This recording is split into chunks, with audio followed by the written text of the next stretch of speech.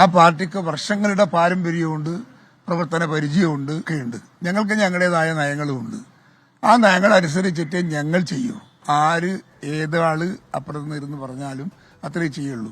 അൻവറിനെതിരൊന്നുമല്ല ഞങ്ങൾ, അൻവറിന് അനുകൂലമല്ല ഞങ്ങൾ. കാരണം അനുകൂലമാകുന്ന ഒരു നിലപാടത്തിലല്ല അദ്ദേഹം ഉള്ളത്.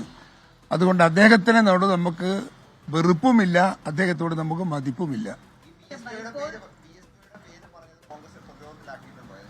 എന്തിനാ അതിനെ പ്രതിരോധമാക്കുന്ന കോൺഗ്രസിലെ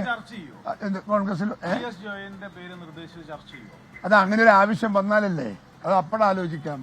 നമുക്കെന്തിനാ അതിന്റെ കാര്യം? ഞാൻ ചോദിക്കണത് അവിടെ അദ്ദേഹം ജോയി മത്സരിക്കട്ടെ എന്ന് പറഞ്ഞാൽ അതുകൊണ്ട് കോൺഗ്രസിന്റെ തീരുമാനമാണ് ഇത് നിങ്ങൾ കണക്കൂട്ടുന്നത് എങ്ങനെ?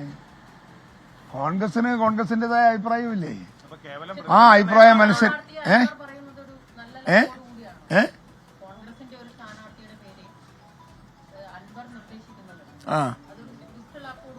ഒരിക്കലുമല്ല. എന്താ ദുഷ്ടലാക്ക് അതിന്റെ അകത്ത്? അദ്ദേഹത്തിന് ഇഷ്ടപ്പെട്ടൊരു കോൺഗ്രസ് നേതാവിന്റെ പേര് പറഞ്ഞാൽ അതിലെന്താ ഒരു ദുഷ്ടലാക്ക് വന്നിരിക്കുന്നത്?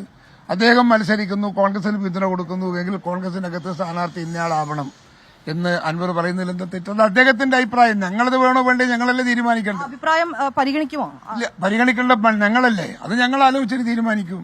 യുഡിഎഫിന്റെ നിരുപാധിക പിന്തുണയും അദ്ദേഹം അറിയിച്ചിട്ടുണ്ടല്ലോ. അതറിയിച്ചിട്ടുണ്ട്. ആ പിന്തുണ വേണോ വേണ്ടേ എന്നുള്ളതും നമ്മൾ തീരുമാനിക്കും. ഇതെല്ലാം ഞങ്ങൾ ഒരുമിച്ചിരുന്ന് നമ്മുടെ ഉന്നത നേതൃത്വം ഒരുമിച്ചിരുന്ന് ചർച്ച നടത്തിയിട്ട് മാത്രമേ ഞങ്ങൾ തീരുമാനമെടുത്ത് മുമ്പോട്ട് പോവുള്ളൂ. ഇതൊരു അസ്വാഭാവികമായ സന്ദർഭമാണ്. ആ സന്ദർഭത്തെ തന്ത്രപരമായി കൈകാര്യം ചെയ്യേണ്ടതാണ് അത്.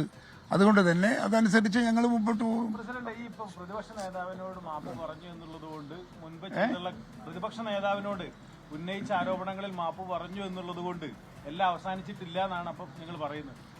അതൊന്നും അർത്ഥാക്കണ്ട. ഞാനത് പറഞ്ഞില്ല. എഴുതാപ്പുറം വായിക്കല്ല.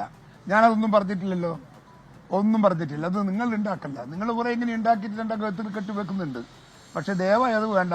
നമ്മൾ തമ്മിൽ നേരിട്ട് സ്ട്രേറ്റ് ഫോർവേഡ് ആയിട്ട് മതി നമ്മളെ കച്ചവടം കേട്ടോ. ഓക്കെ.